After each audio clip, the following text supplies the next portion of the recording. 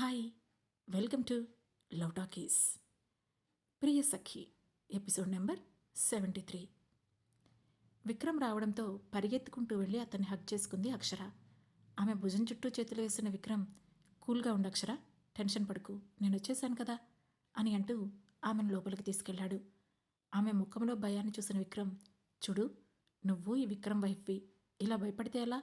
విక్రమ్ భార్య అంటే విక్రమ్కి డబుల్ యాంగర్తో ధైర్యంగా ఉండాలి అని అన్నాడు. కానీ ఆ టైంలో నువ్వు లేవు కదా విక్రమ్, మేబీ నువ్వుంటే ధైర్యంగానే ఉండేదాన్నేమో అని మెల్లగా చెప్పింది అక్షర. Okay, leave it. ఇంతకీ నువ్వేమైనా తిన్నావా లేదా అని అడిగాడు విక్రమ్.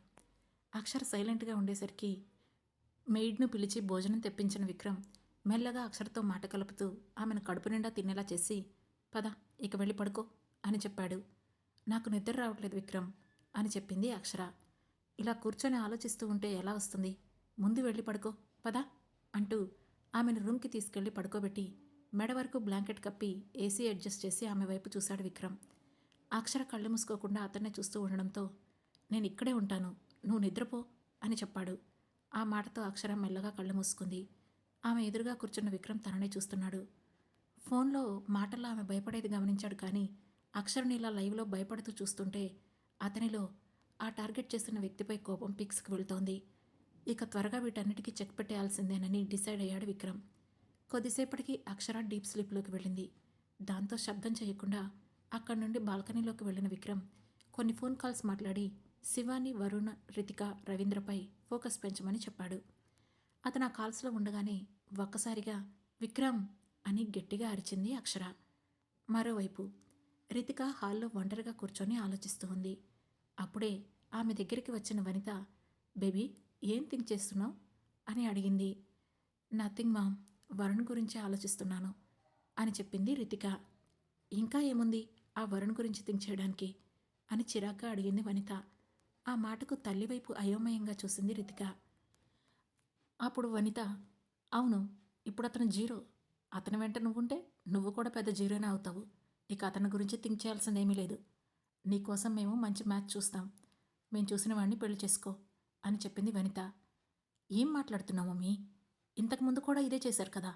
నేను వరుణ్ లవ్ చేస్తే మీరు ఇంకో అతనికి ఇచ్చి నన్ను పెళ్లి చేశారు. వాడితో నేను సెట్ అవ్వలేకపోయాను.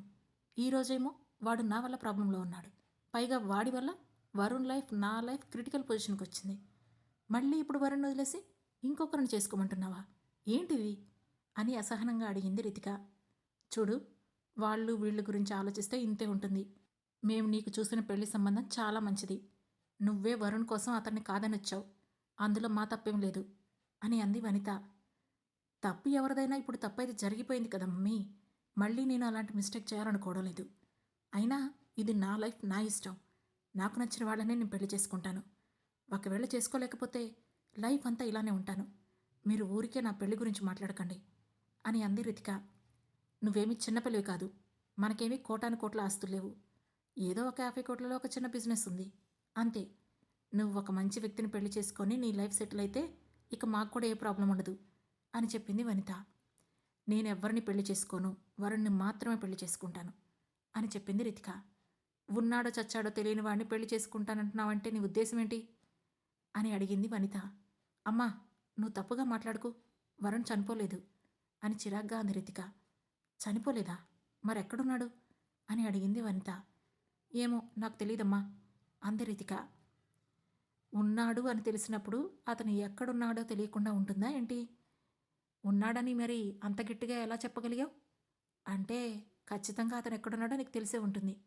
అదే నిజమైతే అతను ఎక్కడున్నాడో చెప్పు, లేదంటే మేం చూసిన వ్యక్తిని పెళ్లి చేసుకో అని అంది వనిత.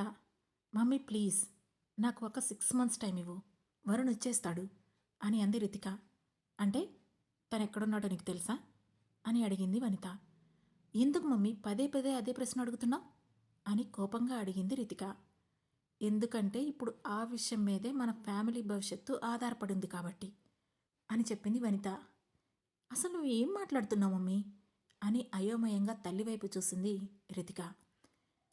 ఇవన్నీ వద్దు, ముందు వరుణ్ ఎక్కడున్నాడో నీకు తెలుసా లేదా అని అడిగింది వనిత. తను ఎక్కడున్నాడో నాకు తెలీదు, నిజంగా తెలీదు. కానీ 6 monthsలో వచ్చేస్తానని మాత్రం నాకు చెప్పాడు అని చెప్పింది రితిక. ఆ మాటతో మెల్లగా వెనక్కి తిరిగి చూసింది వనిత. అక్కడ విండోలో కనిపించిన ఒక వ్యక్తి ఆమె వైపు కోపంగా చూడడంతో మళ్ళీ భయంగా కూతురు వైపు చూసి, అంటే తను నీకు కాంటాక్ట్లోనే ఉన్నాడా అని అడిగింది వనిత.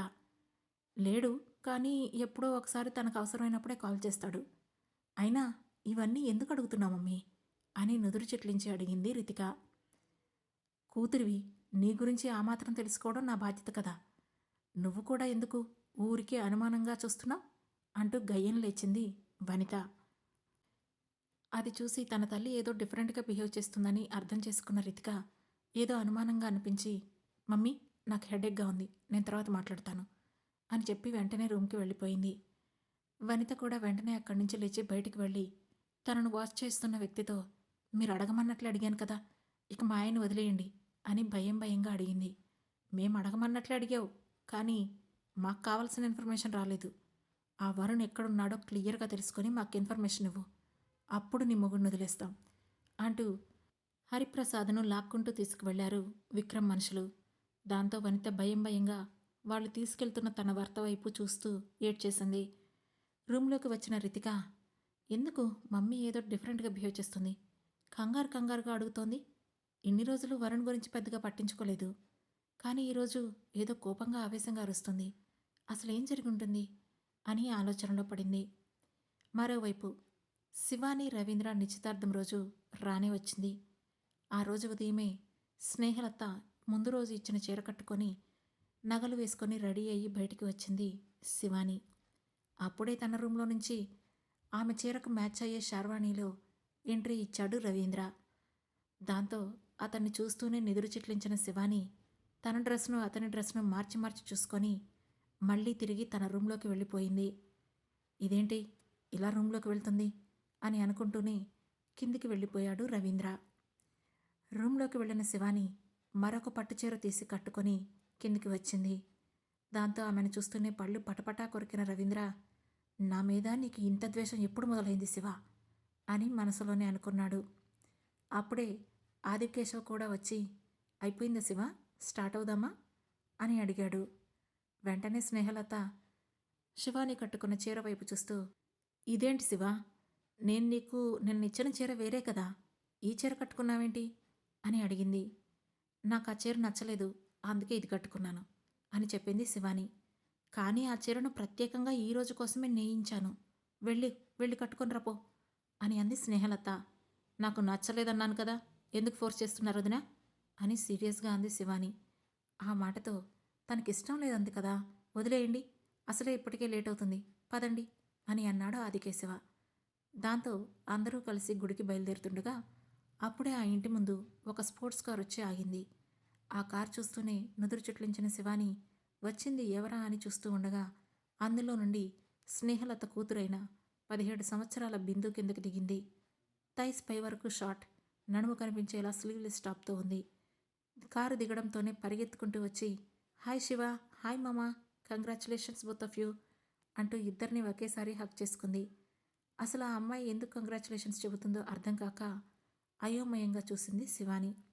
అంతలోనే స్నేహలత కవర్ చేస్తూ కూతురు దగ్గరికి వచ్చి, బేబీ ఏంటిది, ఈ డ్రెస్ ఏంటి, అవతారం ఏంటి, నువ్వు వస్తుంది ఊరికని తెలీదా? ఇక్కడ ఇలాంటి డ్రెస్లో నిన్ను చూస్తే తాతయ్య గారు పరువేం కావాలి? ముందు లోపలికి వెళ్ళి డ్రెస్ మార్చుకొని లంగా ఓణి వేసుకొని వెంటనే గుడి దగ్గరికి రా, ఇప్పటికే చాలా లేట్ అయింది అని బిందుని కసిరింది. ఆ మాటతో బిందు ముఖం మార్చుకొని, సారీ మమ్మీ, హాయ్ తాతయ్య అని పరుగున లోపలికి వెళ్ళిపోయింది. తాను నాకెందుకు కంగ్రాచులేషన్స్ చెబుతుంది వదినా అని అడిగింది శివాని.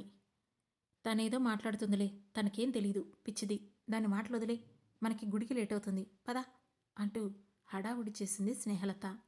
దాంతో అందరూ కారెక్కి కూర్చున్నారు.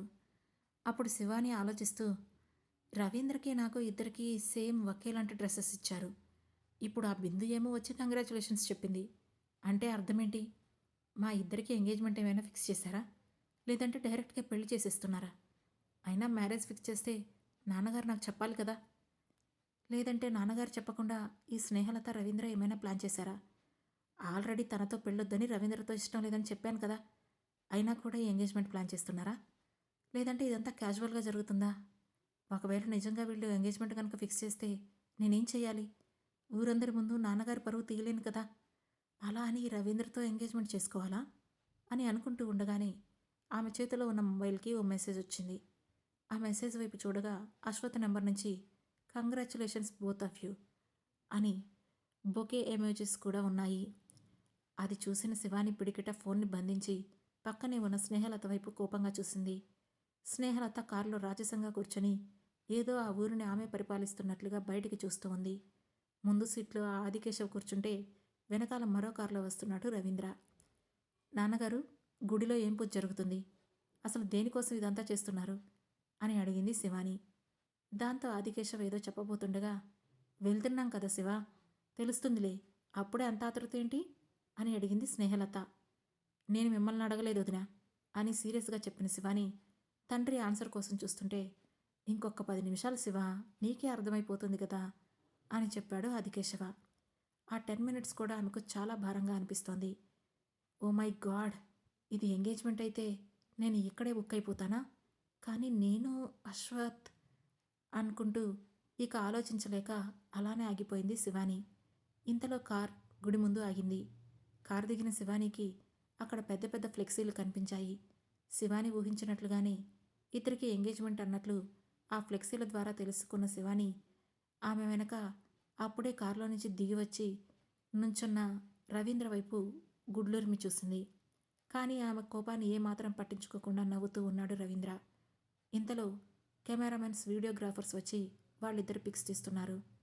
ఏంటిది బావా, నాకు నీతో పెళ్ళి ఇష్టం లేదని చెప్పాను కదా, మళ్ళీ ఈ పెళ్ళి ఏర్పాట్లేంటి అని అడిగింది శివాని. ఏమో నాకు తెలీదు, ఇదంతా మామయ్య చేశాడు. మళ్ళీ నువ్వెక్కడ పారిపోతావా అని నిన్ను నాకిచ్చి ముడివేస్తున్నాడు. దీంతో నాకేం సంబంధం లేదు అని ఇన్నోసెంట్గా చెప్పాడు రవీంద్ర. దాంతో పళ్ళు కొరుకుతూ తండ్రి వైపు చూసి, నాన్నగారు ఏంటిది, నాకు ఎంగేజ్మెంట్ ఏంటి, అది కూడా బావతోనా, అసలు ఎప్పుడు ఫిక్స్ చేశారు అని అడిగింది శివాని. ఆ మాటతో నుదురు చిట్లించిన ఆదికేశవ, శివ, నీకు మీ బావంటే ఇష్టమే కదా, మీరిద్దరూ పెళ్లి చేసుకోవాలనుకుంటున్నారు కదా అని అడిగాడు. అవునా, అలా అని నేను మీకు చెప్పానా నాన్నగారు? అట్లీస్ట్ పెళ్ళి అనుకుంటున్నప్పుడు నాకు ఒక మాట చెప్పాలి కదా, నా ఒపీనియన్ అడగాలి కదా అని సీరియస్గా అడిగింది శివాని. ఆ మాటతో స్నేహలత రవీంద్ర వైపు చూశాడు ఆదికేశవ. వెంటనే స్నేహలత కంగారు పడుతూ, అది మామయ్య, నేను కూడా మీలాగే వాళ్ళిద్దరూ ఒకరినొకరు ఇష్టపడుతున్నారని అనుకున్నాను, అంతేకాని శివానికి రవీంద్ర కాకుండా ఇంకెవరో ఇష్టమని నాకు తెలీదు అని అంది. ఆ మాటతో శివాని షాక్ అవుతూ ఉండగా ఆదికేశవ కూతురు వైపు చూసి, నువ్వెవరినైనా ఇష్టపడుతున్నావా శివ అని అడిగాడు. అసలు నాకు ఇంకెవరో ఇష్టమని నేనెప్పుడు అన్నాను అని అనుకుంటూనే, అదేం లేదు నాన్నగారు, వదిన, నువ్వు టాపిక్ మార్చుకో, నాకు రవీంద్రను పెళ్లి చేసుకోవడం అస్సలు ఇష్టం లేదని నేను నీకు ఆల్రెడీ, నీకు నీ తమ్ముడికి కలిపి చెప్పాను. అయినా కూడా మీరు ఏర్పాట్లు చేశారు అంటే నేనేమనుకోవాలి, అసలు మీరేం ఎక్స్పెక్ట్ చేస్తున్నారు అని స్నేహలతతో అంటూనే మళ్ళీ తండ్రి వైపు చూసి, మీరు నాకు ఒక్క మాట చెప్పాల్సింది నాన్నగారు అని అంది. అది కాదు శివ, అంటే మీరు చిన్నప్పటి నుంచే కలిసి పెరిగారు, నువ్వెప్పుడూ రవీంద్ర మాట అంటే చాలా రెస్పెక్ట్ ఇస్తావు కదా, మీ ఇద్దరు సరదాగా ఉంటారు, అలాగే ఇద్దరు బయటికి వెళ్తారు, మీరిద్దరూ ఒకరినొకరు ఇష్టపడుతున్నారేమో అనుకున్నాను ఇవన్నీ చూసి, అందుకే ఇలా ఎంగేజ్మెంట్ ఏర్పాటు చేస్తే నీకు సర్ప్రైజింగ్గా ఉంటుంది, నువ్వు హ్యాపీగా ఫీల్ అవుతావు అనుకున్నాను రా అని చెప్పాడు ఆదికేశవ.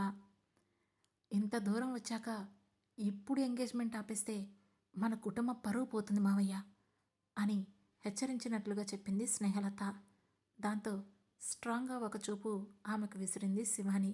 వెంటనే స్నేహలత నోరు మూసుకుంది. నాన్నగారు, నాకైతే భావన పెళ్లి చేసుకోవడం అస్సలు ఇష్టం లేదు, ఆ తర్వాత ఇక ఫైనల్ డెసిషన్ మీదే అని చెప్పింది శివాని. మావయ్య, ఇప్పటికైతే ఎంగేజ్మెంట్ చేసేద్దాం, తర్వాత సంగతి తర్వాత చూడొచ్చు అని కంగారుగా అంది స్నేహలత. అంటే ఏంటి వదిన మీ ఉద్దేశం, ఇప్పుడు ఎంగేజ్మెంట్ చేసుకొని తర్వాత క్యాన్సిల్ చేసుకుందామంటావా? అలా చేయడం ఎంతవరకు కరెక్ట్, అది కూడా మనమంతా ఒక్క ఫ్యామిలీలో ఉంటున్నాం అని అంది శివాని. అప్పటికే ఊరి పెద్దలంతా ఊడి దగ్గరికి వస్తూ ఉన్నారు. దాంతో మరి ఇలా కాకుంటే ఇప్పుడు ఎంగేజ్మెంట్ ఆగిపోతే నా తమ్ముడు పరువేం కావాలి, ఈ 10 జిల్లాలో మావయ్య తర్వాత నా తమ్ముడికి అంత పలుకుబడింది, అలాంటి వాడి పెళ్ళి ఆగిపోతే ఏంటి పరిస్థితి అని అడిగింది స్నేహలత. అది మీ ప్రాబ్లం, నాది కాదు, నేను మీకు ముందే చెప్పాను, అయినా ఇక్కడ వరకు పరిస్థితి ఎందుకు తీసుకొచ్చారు అని అడిగింది శివాని.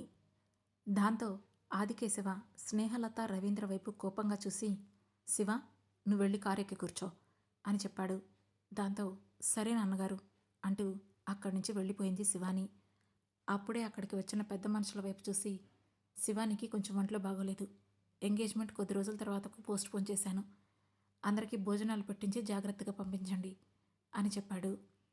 ఆ తర్వాత రవీంద్ర వైపు చూసి, వీఐపీ వాళ్ళందరికీ ఈరోజు ఎంగేజ్మెంట్ క్యాన్సిల్ అయినట్లు కాల్స్ చేసి ఇన్ఫామ్ చెయ్యి అని చెప్పాడు. అతనికి దగ్గరగా వచ్చి, మామయ్య, మీరు చేసేది కరెక్ట్ కాదు అని అంది స్నేహలత. ఏది కరెక్ట్ కాదు అనేది మనం ఇంటికెళ్ళి మాట్లాడుకుందాం అన్నాడు ఆదికేశవ. దాంతో భయంగా తమ్ముడు వైపు చూసింది స్నేహలత. వెంటనే ఆదికేశకు దగ్గరగా వచ్చిన రవీంద్ర, మావయ్య, నాకు శివాని అంటే చాలా ఇష్టం. ఇష్టం అంటే మామూలు ఇష్టం కాదు, ప్రాణం. అలాంటిది తను చనిపోయినప్పుడు నేను కూడా తనతో పాటు చనిపోవాలనుకున్నాను. తనంటే నాకు అంత ఇష్టం. అలాంటిది తనను నాకు దూరం చేయడం మీకు భావ్యం కాదు మావయ్య అని అన్నాడు. తను నిన్ను పెళ్లి చేసుకోనని అంత గట్టిగా చెప్తుంది. అయినా కూడా అలా ఎలా తన మాట కాదని నీకిచ్చి పెళ్లి చేయమంటావు రవి అని అడిగాడు ఆదికేశవ. ఇష్టాయిష్టాలు పక్కన పెడితే ఇప్పుడు ఇది మన కుటుంబం పరువు మావయ్య. ఇప్పుడు వద్దన్నా ఆ తర్వాత ఖచ్చితంగా తను నన్ను ఇష్టపడుతుంది మావయ్య. తను నన్ను ఇష్టపడేలా నేను చేసుకుంటాను. తను మీ మాట కాదందు. ప్లీజ్ ఈ ఒక్కసారికి తనకు నచ్చ చెప్పండి అని అడిగాడు. అప్పటికే కారులో నుంచి వాళ్ళ మాటలు వింటున్న శివాని, నాన్నగారు, నేను అర్జెంటుగా బాంబే వెళ్ళాలి, ఇంటికి వెళ్ళిపోతున్నాను అని చెప్పి డ్రైవర్ని దింపేసి కార్ స్టార్ట్ చేసుకొని అక్కడి నుంచి వెళ్ళిపోయింది శివాని. ఆమె రేపిన దుమ్ము రవీంద్ర స్నేహలతల మొహానికి అచ్చులా పడితే ఇద్దరూ బాధగా ఆదికేశం వైపు చూశారు. ఆదికేశం మాత్రం అదే కోపంతో చూస్తూ పెద్ద మనుషుల వైపు తిరిగి, ఈ రోజుకి ఎంగేజ్మెంట్ క్యాన్సిల్ అని వాళ్ళకు చెప్పి మరో కారులో ఇంటికి వెళ్ళిపోయాడు. వచ్చిన 2 కార్లలో ఒకటి కూతురు ఒకటి తండ్రి వేసుకొని వెళ్ళిపోవడంతో రవీంద్ర స్నేహలతలకి వెళ్ళడానికి కారు కూడా లేదు. అప్పటికే పెద్ద మనుషులు చెప్పడంతో అందరూ భోజన ఏర్పాట్లు హడావుడి చేస్తున్నారు. రవీంద్ర స్నేహలత మాత్రం ఇద్దరూ అలాగే నిలబడిపోయారు. ఆ తర్వాత ఏం జరగబోతుంది తెలుసుకోవాలనుకుంటే వెంటనే మా లవ్ టాకీస్ ఛానల్ను సబ్స్క్రైబ్ చేసుకొని ప్రియసఖి సిరీస్లోని నెక్స్ట్ ఎపిసోడ్ను వినండి. మా ఈ కథలు మీకు నచ్చినట్లయితే లైక్ చేసి, షేర్ చేసి, కామెంట్ చేసి, హై పాయింట్స్ కూడా ఇచ్చి మమ్మల్ని సపోర్ట్ చేయండి.